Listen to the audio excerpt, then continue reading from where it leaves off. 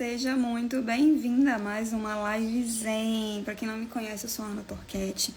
Sou a pessoa aqui por detrás do Educar Zen, por detrás do Mezen, né? Enfim, desse percurso que ajuda mães a deixarem de estourar, né? A maternar sem estourar, por meio de várias técnicas. E digamos que a nossa espinha dorsal é o Mindfulness. Então a gente está aqui para mais uma live, para a gente conversar sobre nós mesmas, né? Sobre a nossa maternidade, sobre caminhos para um maternar mais leve, um maternar mais saudável, que eu sei que é o que você está buscando e eu não tenho dúvida alguma que você merece. Aqui na Live Zen a gente sempre conversa sobre esses percursos, né? Esses caminhos que vão nos ajudar a maternar com mais inteligência emocional. Então, hoje, né, eu tô trazendo para você uma pergunta e eu quero que você já me responda aqui nos comentários. Você é mesmo uma mãe reativa? Quando você entra em contato com tudo isso que eu trago aqui no Educar Zen, né, com toda essa descrição do que vem a ser uma mãe reativa, você se identifica com isso? Você olha, né, para essas características e você percebe que o seu maternar é mais baseado nisso? Mas o que seria a mãe reativa, né? Vamos falar sobre isso pra gente poder se situar. E por que isso é importante, gente? Ó, a Tamiri já até colocou aqui. Tenho sido bastante filho de 2 anos naquela fase, né? Aquela fase que é muito conhecida no inglês como Terrible 2. E olha só, Tamires, como que é interessante, né? Porque a mãe mindful, ela se proporciona e ela procura ter um olhar, uma mente de principiante, né? Que é uma das atitudes de mindfulness. O que é a mente de principiante? É a gente olhar para o que quer que esteja acontecendo com a gente ao nosso redor e ao invés de a gente ter uma visão, né, muito baseada nas nossas dores, nas nossas expectativas, no que está faltando, a gente olha com um olhar de curiosidade. Nenhuma resposta está dada, não tem nada pronto, né? O que eu posso ver aqui que eu nunca vi antes? Então, os Terrible Two, quando a gente está maternando com essa perspectiva, com essa mentalidade, com essa visão, eles deixam de ser terríveis, né? Eles passam talvez a serem os interessantes 2, os curiosos 2, os potentes 2, porque nessa fase aí as nossas crianças, meu filho tem 1 ano e meio, mas ele também já está demonstrando aí estar chegando nessa fase aí dos 2 anos, né? Ele já apresenta essas características da criança, que é tudo agora, do meu jeito. Isso faz parte da construção de uma identidade saudável, de uma autonomia.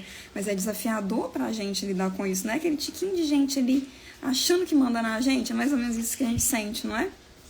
Então, eu já trago aí pra você, né, Tamires, essa leitura, essa clareza.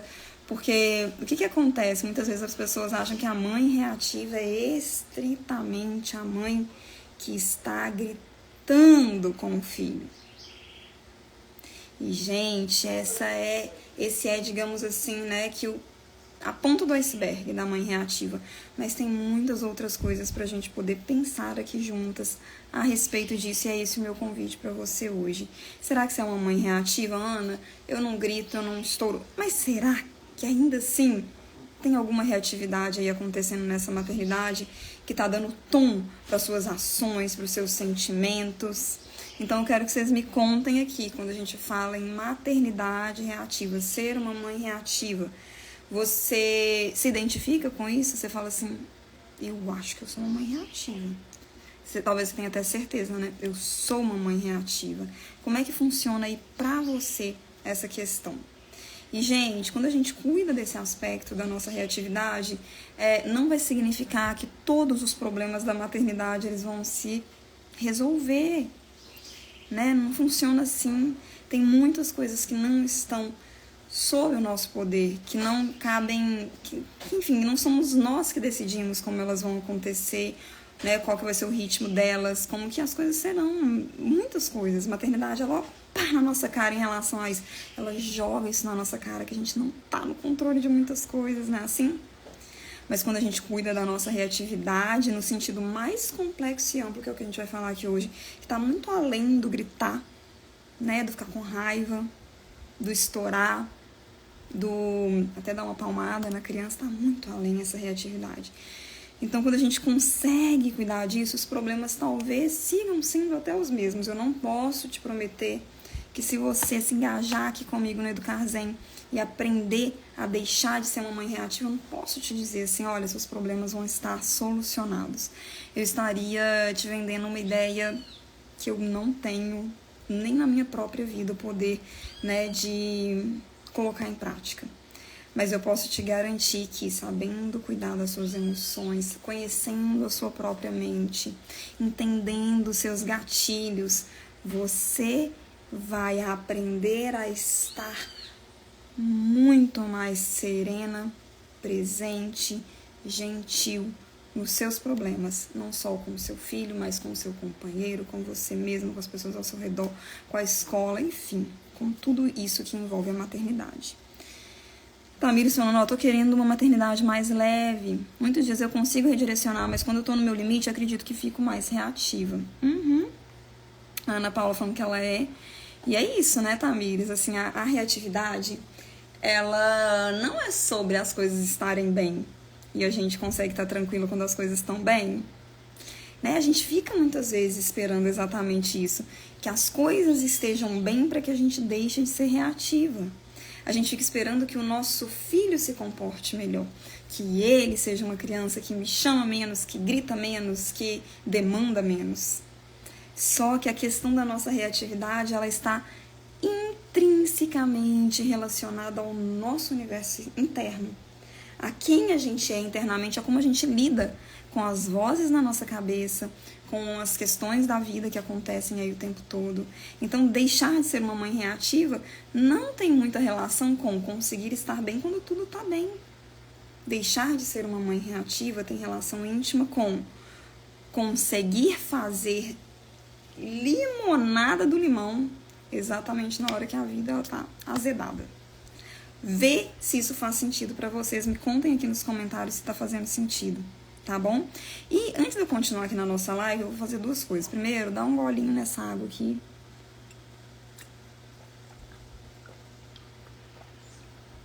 Bebi pouca água hoje. E sabe que, inclusive, beber água tem relação com a gente deixar de ser uma mãe reativa?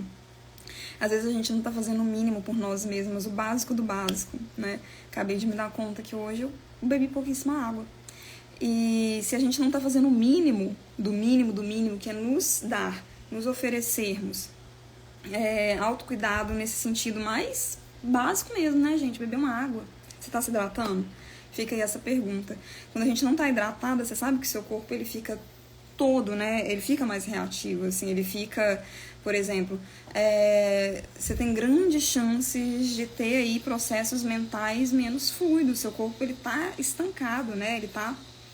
As coisas não estão fluindo, a água faz esse fluir, ela traz uma limpeza das toxinas, das coisas que a gente come.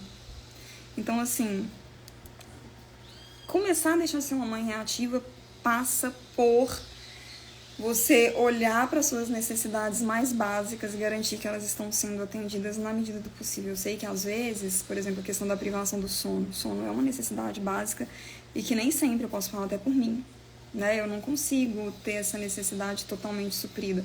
Porque o meu filho tem 1 ano e meio, ele ainda acorda muito. Eu não, nossa, sinceramente, assim, não me lembro da última vez que eu dormi uma noite inteira, sabe? Não mesmo. Então, assim, eu consigo fazer algumas coisas quando eu me conecto com ele, quando ele passa um dia que ele tá mais tranquilo, ele dorme melhor. Quando eu tô mais conectada com ele, com as necessidades dele, eu sei que ele vai dormir melhor. Mas, para além disso, se essa não é uma necessidade básica minha, que eu tô podendo suprir da maneira mais satisfatória possível, o que é possível? Eu gosto muito de uma pergunta que eu quero te convidar para levar para sua vida hoje mesmo. Eu quero que você anote isso, tá? E que você... Eu acho que eu até falei sobre ela numa dessas últimas lives aí, mas eu vou reforçar aqui porque ela é bem importante mesmo, que é a seguinte. Diante de qualquer desafio que esteja acontecendo, se desenrolando na minha vida, eu posso me perguntar como isso pode ficar melhor. como isso pode ficar melhor. Porque aí a gente está focando na solução, a gente está focando no positivo, saindo, né, do que geralmente é o nosso padrão, que é a reclamação. Quando o seu cérebro está só criando pensamentos de reclamação, o que você está nutrindo? Você está nutrindo uma perspectiva de solução? Não, você está nutrindo uma perspectiva de problematização. É isso que você vai ver. A lente que a gente coloca, que a gente vê a vida, faz toda a diferença. Né? Não é à toa que pessoas que às vezes estão vivendo situações, vou colocar aqui uma situação extrema e muito triste, e não culpabilizando quem não consegue ser positivo, tá, gente? Já quero deixar isso bem claro. Mas só para vocês entenderem, assim, existem pesquisas que comprovam que uma grande diferença no tratamento de câncer está na postura que o paciente tem em relação à doença.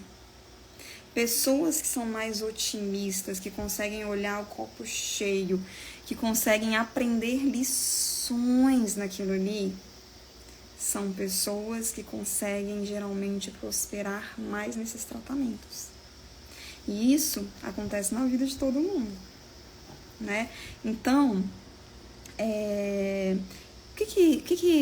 como que isso pode ficar melhor? Tá muito desafiador. Como isso pode ficar melhor? E é importante que seja exatamente essa estrutura frasal. Como isso pode ficar melhor? Não pode ser como eu posso fazer isso ficar melhor. Por quê? Porque quando eu pergunto como isso pode ficar melhor, eu entendo exatamente que nem tudo está ao meu alcance. Às vezes eu já estou fazendo tudo o que eu posso. E aí talvez seja um momento de falar assim, isso poderia ficar melhor se, por exemplo, o meu marido, ou o pai da minha filha, ou do meu filho, ele fosse mais presente, ele cooperasse mais. Aí eu ia ficar menos solitária aqui na maternidade, eu ia ter que, né, eu ia aliviar essa exaustão mental de ter que dar conta de tudo, de ser a principal ou única responsável pela minha filha, pelo meu filho, e as coisas ficariam melhores pra mim. Né? Aí talvez você já tenha feito de tudo, você já tenha conversado, você já tenha esclarecido, só que a pessoa tá lá, né? E aí, enfim, você consegue trazer essa leitura de, nossa, peraí, eu tô fazendo tudo que eu posso. E aí você traz a autocompaixão, né? Então, é uma pergunta poderosa porque ela nos ajuda a nos direcionarmos para o que é positivo e ela também nos ajuda a entendermos o que é da nossa responsabilidade. E o que é da responsabilidade do outro, entender que você só pode fazer o que está ao seu alcance, o que é do outro é do outro. E aí a gente consegue, de algum modo, dar uma relaxada no fato de que eu só faço o que cabe a mim, né? Tamires perguntou assim, concordo, você acha que terapia é um caminho? Eu acho que terapia é algo muito valioso. Eu mesma não abro mão da minha, sabe? Eu mesma faço a minha ali religiosamente toda semana, me ajuda muito. Mas o que eu entendo, Tamires, no meu caminho, no meu caminhar, é que a terapia, por mais que ela tenha sido que ela seja muito positiva, ela nos ajuda a organizarmos muito os nossos pensamentos, a entendermos as nossas questões. Existe um outro caminho de inteligência emocional que, principalmente, quando ele é associado à terapia, ele é bombástico. As pesquisas de neurociência têm nos mostrado aí o poder do mindfulness, o poder de aprendermos a treinarmos a nossa mente a ficar no momento presente. Qual que é a grande doença, a grande dor, a grande insatisfação do ser humano atual? A maioria das pessoas, né, tem acesso às coisas básicas hoje em dia. A gente sabe, assim, não posso nem falar que é a maioria, porque o mundo é muito grande e, infelizmente, existe muita miséria. Mas vamos falar da gente que está aqui, que a gente tem em alguma medida, algum privilégio de podermos estarmos aqui agora acessando a internet, a gente está debaixo de um abrigo, a gente tem comida no prato, a gente tem as coisas básicas para a nossa sobrevivência garantidas. Então, ao contrário dos nossos super antepassados, às vezes nem... né? Vou falar até do meu bisavô que passou fome lá na Itália, que viveu na pobreza, mas a gente pensando, enfim, dos nossos antepassados primatas, assim, eles estavam ali, a dor deles era lutar por sobrevivência, né? O tigre dente de sabre estava ali espreitando na esquina, chegando, comendo os filhotes, comendo as pessoas e tudo mais. Eles não tinham garantia de comida, tinha que caçar, tinha que catar comida na árvore. Aí tinha as estações, tinha vezes que tinha comida, tinha vezes que não tinha. Tinha vezes que tinha bicho, tinha vezes que não tinha. Não era assim? Isso a gente já tem garantido. Então, o que hoje os cientistas mostram que é a base do sofrimento humano? É a nossa cabeça. É o fato de a gente estar com essa cabeça a 100 por hora e a gente não consegue desacelerar, a gente não consegue viver o agora, né? Por isso, como isso acontece na sua vida? Olha aí mais um elemento aí da mãe mindful, da mãe reativa, desculpa, é quando você não dá conta de se assentar com seu filho e tá só com seu filho. Ontem, por exemplo, a gente foi pra praia, meu filho sentou na areia e eu consigo hoje me sentar com ele e só existe aquilo, eu, ele e a areia naquele momento. Quero te perguntar, você consegue fazer isso? Ou a sua mente ela já começa a ir para todas as outras direções que não sejam o momento presente? Né? O momento presente ele é tão simples, sou eu, meu filho e a areia. Mas aí quando a minha mente ela começa a adicionar a culpa que eu sinto por não conseguir estar ali presente com ele, o desejo de estar fazendo outra coisa, o meu cansaço, a raiva que eu tô de alguém que eu discuti essa semana, as coisas que eu preciso entregar no trabalho, quando eu não consigo ter essa mente que está se depositando, que está integrada ali e que está realmente sabendo viver o momento presente, aí eu começo a ter várias questões, né? A ansiedade, ela nasce, ela se nutre e ela existe por causa disso, né? Então, o mindfulness, que é exatamente, né, a espinha dorsal do nosso trabalho aqui no Educar Zen. Um outro recado que eu ia dar, gente, que eu já não posso esquecer, hein? A gente recebeu vários pedidos no direct esse fim de semana de muitas mães que estavam já decididas a participarem do MESEM, mas devido aí aos movimentos de feriado e tudo aquilo, criança que não estava na escola e viagem e muitas coisas acontecendo, elas não conseguiram se inscrever.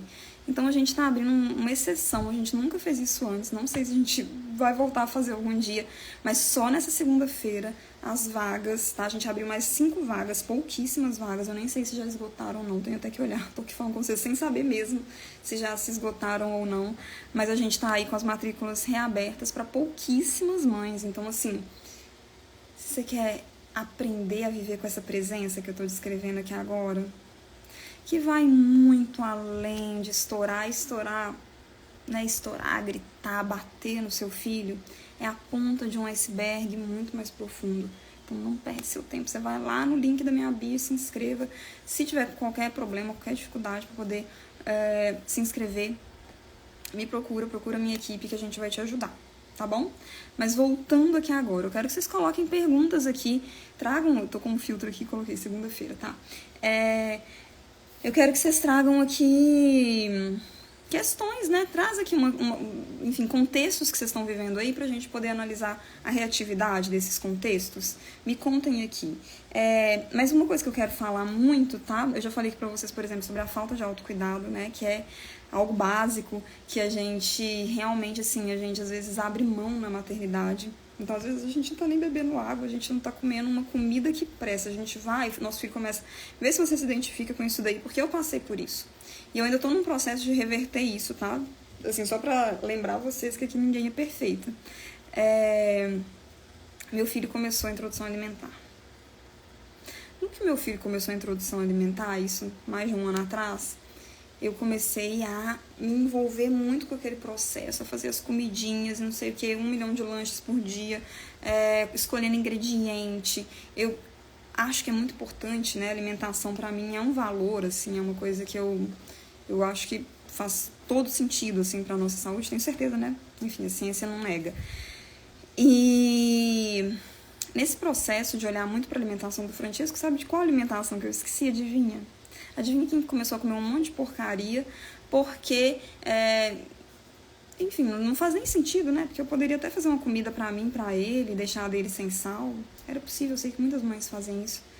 Mas eu fiquei focada nele e, de alguma forma, dentro de mim eu entendi que eu tinha que estar em segundo plano. Comecei a comer um monte de bobeira, gente. O meu corpo, ele me contou, eu me sentia inflamada, assim, foi o que eu falei pra vocês, eu senti a minha mente mais agitada. Eu vejo que faz diferença o que eu como e como que a minha mente reage. Você quer ver uma coisa básica de como que o que a gente ingere realmente faz diferença pra como a gente tá organizando os nossos pensamentos? Vou pra um, entre aspas, extremo, mas só pra vocês entenderem que eu não tô falando bobeira, tá? Não tô falando achismo. Álcool. Ontem eu tomei 2 caipirinhas. Esse fim de semana eu fiz uma coisa assim, que eu não costumo fazer também. Tomei uma caipirinha sábado e 2 caipirinhas ontem. Minha mente ficou super confusa. Só que como eu tô muito consciente dos meus pensamentos, né? Como eu já tenho esse processo, esse caminhar aí no mindfulness e tudo mais, nas práticas meditativas, eu consigo ver, nossa, minha mente, ela tá totalmente desconectada, assim, não tem nada encaixando com nada aqui. Entende? Então, se a gente não tá vivendo essa vida com presença, se a gente não tá no aqui e agora, se a gente não tá sabendo sentir o nosso próprio corpo, se eu não consigo perceber o que tá passando na minha mente direito, eu não tenho clareza dos meus pensamentos, eu não consigo ter autocuidado. Eu consigo ter uma ideia muito rasa de autocuidado. Não que, por exemplo, vou falar aqui, tá? Às vezes, né, eu tenho uma amiga, por exemplo, que acha que fazer as unhas toda semana é um grande ato de autocuidado. Pra mim, que não faço nunca, não é. Mas, pra mim, né? Se ela se sente bem, se aquilo faz com que ela se conecte com a sua própria imagem de uma forma positiva, então é autocuidado. Mas vocês concordam que aquilo não ajuda ela a lidar melhor com as próprias emoções? Não leva ela para uma vida, um estilo de vida mais saudável? Então, se a gente não tem essa conexão forte com a gente acaba achando, realmente acreditando que autocuidado é isso.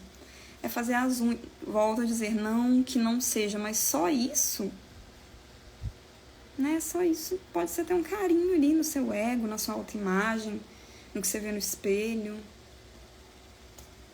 Mas não é autocuidado do lugar mais profundo e realmente transformador. E uma mulher que não tá podendo, porque não tá presente, porque tá desconectada, porque tá nesse piloto automático, ela não tá podendo olhar para si mesma e se dar, se oferecer o básico para um autocuidado, para um autodesenvolvimento, ela não vai conseguir ter uma maternidade gentil, uma maternidade pacífica. Entendam uma coisa, educar começa e termina no educador. Quando a gente entende isso, quando a gente percebe que a criança ela é um detalhe desse processo, que ela é uma consequência de tudo o que a gente é, de como a gente se trata, de como a gente trata os outros, do que a gente pensa, porque os nossos pensamentos, as nossas emoções se tornam as nossas ações. Então, quando a gente entende isso, né, a ciência, a neurociência nos mostra, isso já comprovou. Mas quando a gente começa a realmente prestar atenção e a gente começa a desfocar um pouco o processo educativo da criança e concentrar na gente, tudo muda. Tudo muda. Talvez você seja filha de uma mãe como eu fui. Me conta aqui se isso faz sentido para você. Você também foi filha de uma mãe que fez tudo para os filhos e nada para si mesma? Minha mãe, ela foi exatamente essa mãe. Eu acho que ela não tinha nem muita opção. Primeiro porque ela não tinha consciência do quanto que a falta de autocuidado realmente é muito negativa para ela, né? Seria muito negativa para ela. E segundo porque, assim, ela estava ali numa maternidade solo, com 2 filhas, precisando realmente vender o almoço para pagar a janta. Então ela não tinha muita alternativa, sabe? Ela não tinha isso que a gente tem hoje, que é uma internet que dá pra gente uma rede de apoio, ainda que virtual, e que a gente consegue, de alguma forma, aprender que existem práticas, como a prática de mindfulness, né? Que no Mesen, o que eu ensino para as minhas alunas, basicamente, dentre tantas outras coisas, mas assim, a espinha dorsal do que a gente faz lá é cultivar os 10 minutos de ouro da Mãe Mindfulness, que são 10 minutos que você usa aí no seu dia para praticar mindfulness, que é o que eu te ensino a fazer, te incentivo, seguro na sua mão e vou com você até 1 ano fazendo isso com você todos os dias, para que você realmente leve isso até você ir embora desse mundo. Não é uma coisa assim para remediar uma situaçãozinha aqui, é uma transformação de dentro para fora, né? É isso que o Mesen se propõe a fazer. A minha mãe não tinha acesso a isso. Ela não sabia que com 10 minutos todos os dias ela poderia aprender a reeducar a mente dela, as emoções, que ela poderia aprender a se tratar muito melhor, a entender o que era prioridade, o que não era, a aprender, inclusive, a se divertir, né, em momentos de coisas que a gente tem que fazer mesmo, porque tá ali presente, porque tá ali conectada, e aí essa conexão com a simplicidade, ela traz um contentamento muito grande. Então minha mãe, ela não teve acesso a tudo isso. Eu tô agora em um processo de um projeto que mais pra frente eu vou contar pra vocês, não posso falar ainda, e que tem me levado muito a reencontrar minha mãe, e eu tenho percebido que esse meu trabalho aqui no Mesen é muito um trabalho de acolhimento dessa mulher que não pôde ser acolhida no passado, sabe? Porque ela obviamente, né, diante disso tudo, ela era uma mãe reativa, mas fazendo o melhor que ela podia por nós. Que eu tenho certeza que é o que está acontecendo com você também. Você faz tudo o que você pode, né? Você dá a sua vida pelo seu filho, você se anula, você realmente acaba acreditando que essa é a resposta, e aí você se vê aí extremamente reativa, cansada, exausta, emocionalmente exausta, mentalmente, fisicamente nem conta, mas assim, nem conta não, nem se fala. Mas com essa exaustão que eu posso, com essa principalmente, te ajudar a lidar, né? Que é essa exaustão mental e essa exaustão mental. Minha mãe não tinha acesso a isso. Então eu vejo que estando aqui em um lugar muito mais confortável do que o que ela esteve, primeiro porque eu não tô maternando, eu não sou uma mãe solo, eu sei que é muito mais tenso viver isso quando você é uma mãe solo, mas eu não sou uma mãe solo, e além de não ser uma mãe solo, eu sou uma mãe que tem muitos recursos para lidar com as próprias emoções, muita informação para entender como que meu filho está se desenvolvendo, né? Eu tenho inteligência emocional, então eu sinto que é isso, é um abraço nela, sabe? E esse abraço eu quero estender a você. Eu quero que você tenha qualidade de vida. Eu quero que você entenda que não é porque você é mãe solo, não é porque você é mãe atípica, não é porque você não tem grana, que a sua maternidade ela precisa ser um pesadelo. Eu acho isso cruel, eu recebo comentários assim todos os dias, falando que mãe mindful é só pra mãe rica. Eu acho isso... É mais ou menos assim, essas pessoas que falam isso, elas estão tentando, né? Elas estão numa tentativa realmente de sinalizar, de sublinhar o quanto que algumas maternidades são muito mais difíceis que outras, e são. Eu vou ser extremamente cínica se eu virar pra você e falar que eu, né, tendo muitos privilégios que eu tenho uma maternidade tão difícil quanto de uma mulher negra periférica que está maternando sozinha. Eu seria muito cínica de falar isso. De jeito nenhum eu vou falar isso. Mas o que eu estou dizendo é que eu não acho justo a gente considerar que essa mulher negra periférica, mãe solo, porque ela está nessa condição, ela tem que, para ela o que tem é só uma maternidade pesada. Eu estou aqui para te ensinar a investir esse 10 minutos do seu tempo. Inicialmente é só isso que eu te peço. Se depois você começar a conseguir abrir mais espaço para você fazer mais práticas de mindfulness, mas você vai descobrir várias outras maneiras de ter autocuidado nesse processo, um autocuidado muito diferente de tudo que a gente imaginou até então que seria autocuidado. Mas eu acho que qualquer mulher, da mãe negra periférica solo a, sei lá, a mulher que está em uma situação confortável porque tem rede de apoio, tem marido, tem grana, todas elas podem, por meio de 10 minutos diários, sem ter que investir em nenhum tipo de equipamento, você não tem que comprar nada, você não tem que ter nada, você tem que ter seu corpo e 10 minutos e uma intenção forte de olhar para si mesmo. E é óbvio, né? É sempre importante ter alguém que conhece esse caminho te guiando. Se você tem isso, a mãe negra periférica, ela vai ter ainda, a mãe solo negra periférica. Eu não vou dizer que os problemas sociais que envolvem essa mulher, eles vão sumir. Como eu falei, quem sou eu para dizer isso? Gostaria de poder saber fazer essa mágica, mas não sei. Mas eu tenho certeza que desenvolvendo a sua inteligência emocional, essa mulher, ela vai ter um outro tipo de qualidade de vida. Vai ser muito menos pesado estar no lugar onde ela está. Ela vai conseguir se relacionar com os seus filhos de uma forma que ela merece, que eles também, né? Então, não me digam assim, ou eu peço até que vocês, sabe, se você tá vendo essa live aqui, seja aqui ao vivo comigo, seja gravada, e você tem esse tipo de mentalidade, não me escreve isso, porque isso me dói profundamente e eu não concordo. Eu não concordo até porque eu tenho várias alunas que estão em situações análogas a essa que eu descrevi agora e que conseguem se transformar, conseguem transformar as suas vidas, né? Inclusive, eu tô vendo aqui a Ana Paula falando que ela é mãe atípica, ó. Meu filho tem autismo nível 1. E essa semana ele tá muito alterado e eu estou sendo muito reativa. Suas ações. E ontem, uma pessoa me falou que é birra e eu tenho que falar firme com serenidade. Ana, primeiro te dizer que eu sinto muito, né? Porque eu vejo aqui algumas camadas de violência, né? Assim, talvez exista um desamparo, né? Eu percebo isso, um desamparo da mãe atípica, que realmente ela precisa caminhar junto com outras pessoas, ela precisa ser abraçada por uma rede de apoio, por uma sociedade que olha, enxerga os desafios dessa mulher como desafios atípicos também na maternidade, né? Então, uma pessoa que, uma criança, né, que tá tendo crise, uma criança autista que tá tendo crise, e você ainda tem que ficar ouvindo palpites das pessoas falando que é birra, eu sei que isso é uma outra camada de violência que você sofre. Então, eu sinto muito de coração.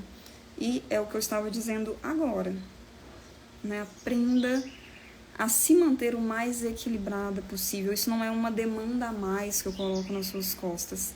Quando eu te faço esse convite, eu estou te dizendo que muitas demandas que estão nas suas costas, elas vão ser dissolvidas. O seu filho vai continuar sendo autista, com certeza ele vai continuar tendo crises, mas uma vez que você está mais emocionalmente regulada, você sabe disso. Ele também vai ficar mais emocionalmente regulado, né? Então, é isso, assim, não desista de você, da sua inteligência emocional. A Aline Leite falando que faz todo sentido, né? Isso que eu tô trazendo pra vocês. Que bom, gente, fico feliz, tá? Tragam as perguntas aqui de vocês que eu vou tentar responder. Agora, uma outra coisa, né? Uma outra camada aí da mãe reativa, que eu sei que é uma camada que dói fundo, e geralmente essa mãe, ela se encontra, eu tô fazendo aqui uma massagenzinha que eu tô meio tensa aqui, não sei porquê, eu acho que eu dormi meio uma posição ruim, mas ela tem isso, né, isso que eu vou falar agora muito forte, e eu sei que isso dói demais, gente, eu sei que dói demais, que é a culpa, né? Eu não gosto daquela frase de jeito nenhum, aquela frase assim, nasce uma mãe, nasce uma culpa, porque é uma frase que, em alguma medida, naturaliza a culpa como algo intrínseco à maternidade, sendo que a culpa, né, ela tem, na verdade, alguns aspectos aí que a gente pode analisar. Existe uma culpa socialmente construída, que é aquela culpa, né, de, por exemplo, parece que nunca tá bom. Parece que a gente nunca vai satisfazer o que as pessoas estão esperando da gente enquanto mães. Vai ter sempre alguém para colocar, para te culpar por alguma coisa. É aquela culpa externa, né? A culpa de alguém que está te culpando. Isso, em alguma medida, para algumas de nós, pega fundo, para outras, então tchau, né? Vai lá, não quero saber. Mas é fato, isso existe, isso acontece. Então, os palpites, né? Como a Ana, né? Acho que ela chama Ana, acabou de falar aqui pra gente aí na questão do filhinho dela autista, é um tipo de culpabilização da mãe, né? Então a mãe é isso, gente, ela tem que ser sempre forte, ela tem que estar sempre amando incondicionalmente, ela tem que estar sempre se anulando, e se ela não estiver fazendo isso tudo, e óbvio que ela não estará, porque ela é um ser humano, adivinha, ela vai ser culpabilizada. E aí é assim, ó, se o filho tá fazendo birra, mas é porque a mãe, blá, blá, blá, blá, blá, blá, blá, blá, blá. Aí se a mãe vai lá e corrige o filho de uma forma mais incisiva, nossa, mas é porque ela é grossa e blá, blá, blá, blá, blá, blá, blá, blá, blá. Não é assim? Nunca vai tá bom. Essa culpa externa, uma vez que a gente vai se tornando consciente que essas vozes, elas não são sobre nós, eu acho que ela é uma culpa mais fácil da gente lidar. Mas tem um segundo tipo de culpa, que é essa pega firme, que é a culpa que a gente sente. Não é a culpa que colocam na gente, mas é a culpa que a gente sente quando as nossas emoções, os nossos pensamentos, né? A gente entende que educar uma criança com respeito é básico, que isso precisa ser feito, né? Que isso é o básico do básico para uma criança crescer de forma saudável. Então, a minha mentalidade, a maneira como eu penso a infância, como eu penso sobre educação, não bate com o que eu dou conta de fazer, né? Eu acabo estourando quando um desafio chega, exatamente porque eu ter consciência de tudo isso não me garante inteligência emocional. Quando o meu filho vai lá e, sei lá, vou falar algo que aconteceu, tem acontecido aqui, que a gente tem tomado muito açaí de café da manhã, e o Francisco, ele vai e se lambuza todo, assim. Eu até fiz um post sobre isso na semana passada, quanto isso me desafia de verdade, assim, porque me leva para uns gatilhos da minha infância. Então, quando isso acontece, e aí você gatilho é ativado, né? Você entra naquele modo ali, luta ou fuga, e você não consegue contornar, você não consegue regular as suas emoções. Se são as suas emoções que se afloraram naquele momento, não interessa. Eu vou te ser muito sincera. Tudo que você estudou sobre educação montessoriana, tudo que você estudou sobre educação positiva e tantas outras metodologias, teorias de educação nessa hora, não serve para nada. Porque não é o seu corpo, ele está tomado pelo seu cérebro emocional. Quem está no comando é o seu cérebro emocional, não é o seu cérebro racional. Então, o conhecimento que você tem nessa hora não vale de nada. E aí você estoura. É isso que acontece. É por isso que aqui, eu não estou dizendo que ter essas informações não seja relevante, tá, gente? Eu mesma ofereço muito disso para as minhas alunas no MESEN. Né? A gente também fala muito sobre informação, sobre como desenvolvem as crianças. Quero até fazer algumas lives sobre isso nos próximos dias. O que eu estou dizendo aqui é que tem um outro aspecto que sem ele você não vai conseguir se equilibrar. Você vai seguir estourando, você vai seguir sendo uma mãe reativa, que é a sua inteligência emocional. É a sua capacidade de regular as suas próprias emoções, de identificar, perceber, tô sentindo isso por causa daquilo, de criar um tempo, um espaço entre ver o seu filho todo sujo de açaí e se direcionar a ele, sem que você seja tomada, escravizada pelas suas emoções. Entende o que eu estou dizendo? Então, se você não tem isso e você acaba estourando, aí a culpa ela vem com tudo, porque ela fica como? Ela é uma incoerência entre o que você pensa e o que você sente, entre o que você pensa e o que você faz, entre o que você deseja e o que você dá conta de fazer. Então essa culpa, ela tem um serviço, ela tem algo de interessante. Se a gente consegue substituí-la por autorresponsabilidade, se eu consigo sair dessa culpa, de ficar ali com aquele chicotinho, ó, me achando a pior mãe do mundo, e eu consigo olhar para isso com um olhar de o que dá pra fazer aqui, como que isso aqui pode ficar melhor, sabe, esse olhar que mira pra solução, que mira pra evolução. A evolução é a natureza do ser humano. O ser humano nasceu, ele existe para se desenvolver, crescer, evoluir.